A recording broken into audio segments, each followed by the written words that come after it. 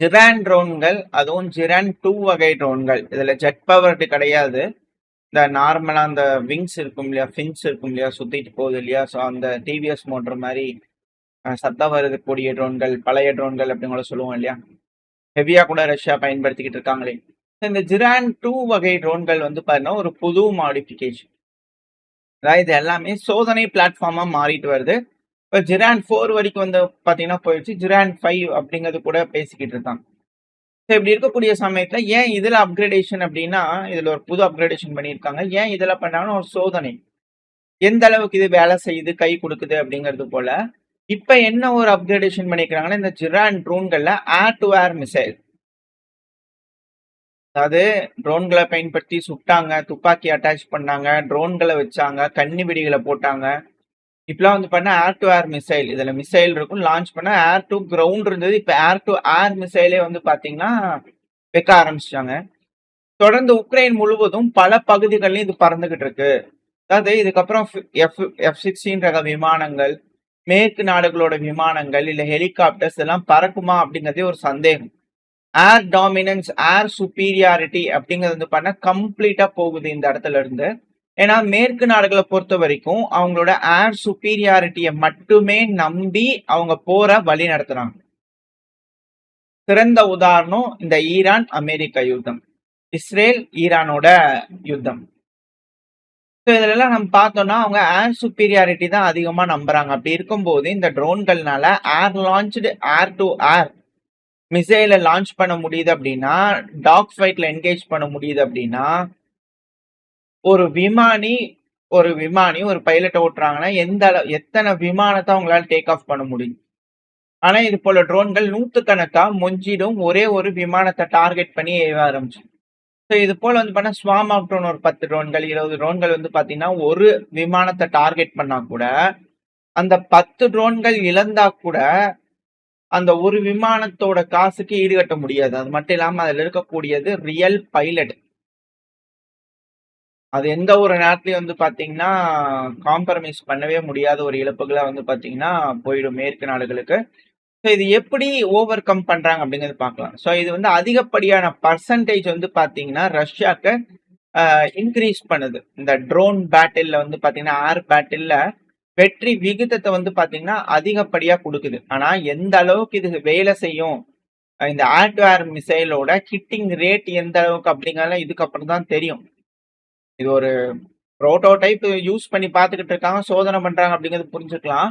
But once இதெல்லாம் நடக்குதுன்னா jet powered ட்ரோன்ல இருந்து மிசைல ஏர் டு ஏர் லான்ச் பண்றாங்கன்னா எந்த அளவுக்கு கை கொடுக்கும். ஏன்னா இது போல ட்ரோன்களை வந்து ரெடி பண்றதுக்கு வந்து பாத்தீங்கன்னா இது போல ட்ரோன்களை கட்டுப்படுத்துறதுக்காக துப்பாக்கிகளையும், விமானத்துல இருக்கக்கூடிய துப்பாக்கிகள், ரெண்டாவது ஹெலிகாப்டர்ல இருக்கக்கூடிய துப்பாக்கிகளும் பயன்படுத்துறாங்க. ஏன் அப்படின்னா மிசைலோட காஸ்ட்லாம் ரேட் அதிகம். அதனால இதுக்கு பின்னாடி டெயில் பண்ணிட்டு போய் சுடுறது இது போல வேலைகள் செய்யறாங்க. ஹெலிகாப்டர்ஸை டிப்ளாய் பண்ணி ஏர் டிஃபென்ஸ் சிஸ்டம் மாதிரி வந்து பண்ண ஒரு ஹெலிகாப்டர்ஸும் ஒன் ஆஃப் த டிஃபென்ஸுக்கு வந்து பாத்தீங்கன்னா வருது. ஏர் டிஃபென்ஸுக்கு வந்து பாத்தீங்கன்னா யூஸ் ஆயிட்டு இருக்கு. இப்ப இது போல ட்ரோன்கள் வந்துருச்சு அப்படிங்கும்போது இந்த ட்ரோன்கள் மிசைல ஏவுது அப்படிங்கும்போது ஹெலிகாப்டர், இந்த லைட் அட்டாக் ஹெலிகாப்டர்ஸ் எல்லாம் வந்து பாத்தீங்கன்னா எந்த அளவுக்கு கை கொடுக்கும் அப்படிங்கிறது தெரியல.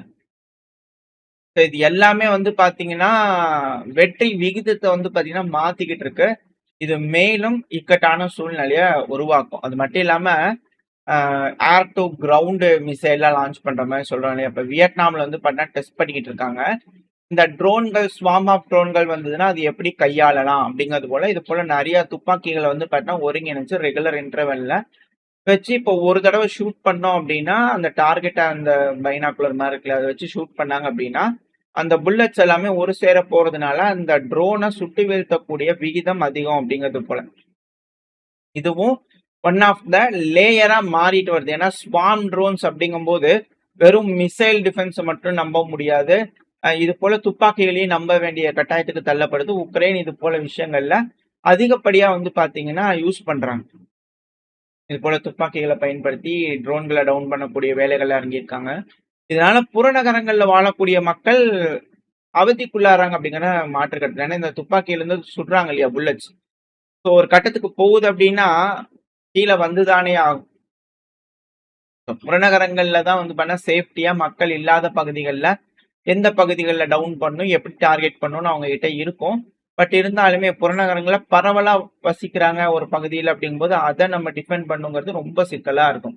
பட் இருந்தாலும் இது போல வியட்நாம்ல வந்து பார்த்தீங்கன்னா அடாப்ட் பண்றாங்க. எல்லா நாடுகளும் இப்ப இது போல விஷயத்துக்கு அடாப்ட் பண்ண வேண்டிய கட்டாயத்துக்கு தள்ளப்பட்டிருக்காங்க. ஏன்னா, தினந்தோறும் ட்ரோன் ஸ்ட்ரைக் நடந்துகிட்டு இருக்கு. இப்போ நீங்க இந்த இத பார்த்துக்கோங்க. இப்ப தினந்தோறும் ட்ரோன் ஸ்ட்ரைக் நடந்துகிட்டு இருக்கு.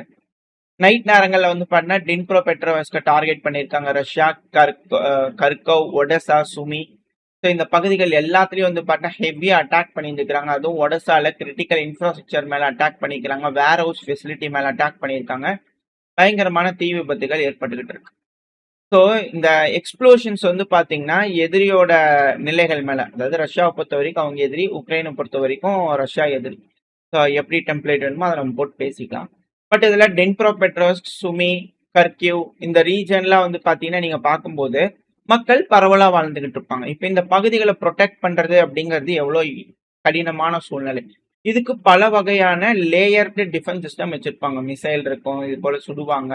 Short range missile defence system இருக்கும். இது போல பல்வேறு விஷயங்கள், இன்டர்செப்டார் ட்ரோன்கள், இது போல பல்வேறு வகையில உக்ரைன் வந்து பாத்தீங்கன்னா ட்ரோனை வந்து எப்படி கட்டுப்படுத்தலாம் அப்படிங்கிறதுக்கான வேலைகள்ல இறங்கியிருக்காங்க. இப்போ இது போல மிசைல் ட்ரோன்கள் கிரவுண்ட் மிசைல் லான்ச் பண்ணுது, ஏர் மிசைல் லான்ச் பண்ணுது அப்படிங்கும்போது எந்த அளவுக்கு இழப்புகளை ஏற்படுத்தும் அப்படிங்கிறத இதுல இருக்கக்கூடிய விஷயம்.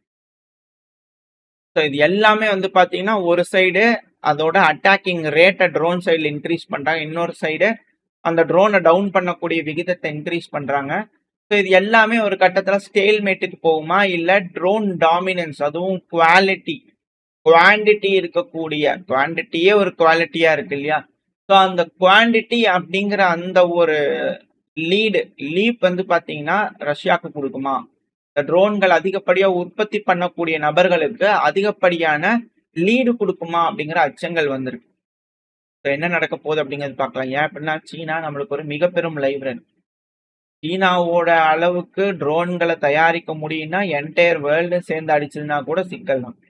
அதான் அமெரிக்கால இப்போ வரைக்கும் குவாலிட்டின்னு குவாலிட்டிலேயே இருக்காங்க. அந்த குவாலிட்டியே போட்டு தள்ளிட்டாங்க ரொம்ப சீப்பான மிசைலை வச்சு. அதுவும் F-35 டவுன் பண்ணக்கூடியது வந்து பெரிய விஷயம் இருக்கிறதெல்லாம் இல்லை. வெறும் ஹீட் சிக்னேச்சரை ட்ராக் பண்ணக்கூடிய நார்மல் மிசைலை வந்து பார்த்தீங்கன்னா யூஸ் பண்ணி ஈரான் தட்டியிருக்காங்க F-35. ஹீட் சிக்னேச்சரை ட்ராக் பண்ணி போய் அடிக்குது அப்படின்னா டேமேஜ் ஆயிரும்.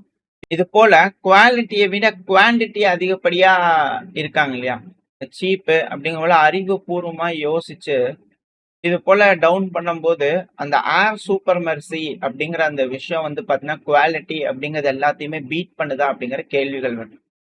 ஸோ வெயிட் பண்ணி பார்ப்போம். வரக்கூடிய காலங்கள் பல நாடுகளுக்கும் வந்து பார்த்தீங்கன்னா அவங்களோட எல்லைகளும் அவங்களோட நகரங்களையும் பாதுகாக்கிறது ரொம்ப கடினமான ஒரு சூழ்நிலையா மாறப்போகுது இந்த ட்ரோனோட வளர்ச்சினால. இந்த ட்ரோனோட வளர்ச்சி எப்படி தடுக்கப்பட போகுது, இல்லை ட்ரோன்கள் ஆளுமா வரக்கூடிய காலங்கள் அப்படிங்கிறத வெயிட் பண்ணி பார்த்தலாம். ஓரளவுக்கான தகவல்கள் இந்த பையில பார்த்துருப்போம். இந்த பதிவு எப்படின்னு உங்களுக்கு பிடிச்சிருந்தா லைக் பண்ணிட்டு உங்க ஃப்ரெண்ட்ஸ் ஷேர் பண்ணிக்கோங்க. அது கூடவே மறக்காம நம்ம சேனலை சப்ஸ்கிரைப் பண்ணலாம், மறக்காம சப்ஸ்கிரைப் பண்ணிக்கோங்க. அப்பதான் நம்ம போடக்கூடிய வீடியோக்களை மதிச்சு யூடியூப் 4 பேருக்கு ப்ரொமோட் பண்ணும். உங்களோட அன்பாதரவு எனக்கு எப்போ இருக்கணும்னு நம்பிக்கல. அடுத்த பயில உங்க சந்திக்க வரைக்கும் ஸ்டே சேஃப். பை.